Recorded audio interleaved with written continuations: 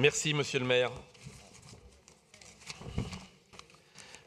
Madame la maire, représentée par Monsieur le maire, mes chers collègues, élus par les Parisiens, nous sommes de fait responsables des finances de la ville. Trois faiblesses mettent ces finances en danger. L'irrespect des grands principes budgétaires, l'absence d'évaluation probante et de transparence des projets portés par la ville, et enfin, la dérive de l'endettement parisien. Mon expérience professionnelle d'expert comptable et de commissaire aux comptes, tout comme mes responsabilités et délégations municipales, m'ont permis de bien appréhender les principes budgétaires. Ces principes sont pourtant en partie bafoués. En premier lieu, le principe d'annualité est directement contredit par le prélèvement de trésorerie sur les bailleurs sociaux qui peut représenter jusqu'à 60 ans de loyer. Un tel comportement, Madame la maire, prive vos 10 successeurs de recettes potentielles.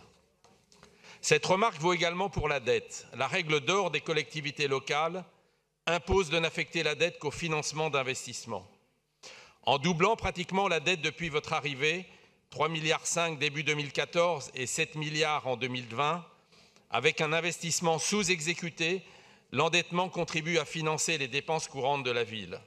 Par conséquent, c'est le contribuable futur qui finance les dépenses d'aujourd'hui. Cette violation du principe d'annualité conduit à la violation du principe de sincérité budgétaire. En effet, en présentant constamment des ressources extraordinaires, les loyers payés d'avance par les bailleurs sociaux près d'1 milliard d'euros sur la mandature, les droits de mutation pour 1,5 milliard, soit 60% de plus qu'en 2013, la cession des biens immobiliers appartenant à la ville, vous équilibrez artificiellement et in extremis le budget qui devrait être en déséquilibre sans ces éléments exceptionnels. Je constate également certains manques quant au respect du principe de spécialité. Afin d'aboutir à une information exhaustive, il serait utile de nous communiquer un bleu budgétaire sur le logement, sur le handicap et sur toute autre politique pertinente de la ville. Enfin, nous constatons régulièrement les tentatives de certains groupes de votre majorité de rompre le principe de non-affectation. Nombre d'amendements budgétaires ne devraient pas être recevables.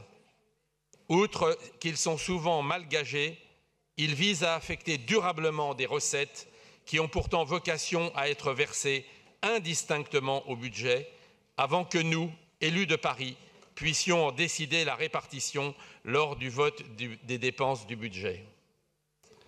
J'émets donc le souhait que la ville fasse montre de plus de respect quant à ses principes budgétaires lors de la préparation des prochains budgets.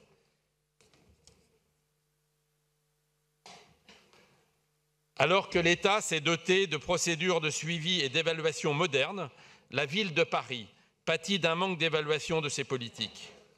Si nous saluons le passage pour le budget 2019 au vote par fonction, qui permet, il est vrai, une meilleure transparence avant le vote de l'affectation des crédits, il faut désormais passer à l'étape suivante. Mettons en place un véritable outil d'évaluation a posteriori des politiques publiques. Il n'est pas normal que nous devions nous reposer uniquement sur les études conduites par la Chambre régionale des comptes. C'est dans cet esprit que le groupe LRI déposera 2 vœux. Un vœu de contrôle des subventions versées aux associations. L'exemple de la FASTI démontre que l'argent du contribuable aurait pu être mal utilisé. Mais aussi un vœu d'information des élus parisiens quant au volume et aux détails des garanties d'emprunt de la ville de Paris, qui s'élèvent à 12,2 milliards jusqu'en 2081, et ce, lors de chaque discussion budgétaire, budget privatif, budget compte administratif et budget supplémentaire. J'ajouterai pour la transition avec mon dernier point qu'il n'est pas satisfaisant de ne faire reposer notre analyse de l'endettement que sur les agences de notation. Ces analyses ne devraient pas être notre seule balise. L'endettement n'est pas une fin en soi et les agences de notation appuient leur analyse de risque sur le potentiel de levée d'impôts de la ville et la cession possible du patrimoine immobilier de la ville. Or, le contribuable n'est pas voué à toujours payer plus. Nous devons, nous, élus, mener une analyse d'efficacité et de rationalité de notre dépense avant de recourir aux impôts ou à la dette pour les financer. À cet égard, la trajectoire de remboursement des intérêts et du capital de la dette exposée dans la note produite par votre ancienne conseillère aux finances nous inquiète. Nous délibérons pour voter le budget 2019, mais cela ne doit pas nous empêcher de penser à long terme. À cette fin, le groupe LRI, comme l'a très justement évoqué ce matin notre présidente Florence Berthoud, dépose le vœu de mise en place d'un plafond d'endettement pour que dès à présent, la ville de Paris ne s'endette annuellement qu'à hauteur de ce qu'elle rembourse. L'autorisation d'emprunt pour 2019 indiquée à 823,5 millions d'euros pour un remboursement de 224 millions d'euros. Nous proposons des pistes d'économie innovantes à hauteur de 625 millions d'euros pour arriver à un équilibre. En effet, il suffira que l'autorisation d'emprunt ne soit pas totalement exécutée pour que des ressources supplémentaires soient dégagées. En conclusion, vous l'aurez compris, le groupe Les Républicains et Indépendants est un groupe d'opposition sérieux et responsable.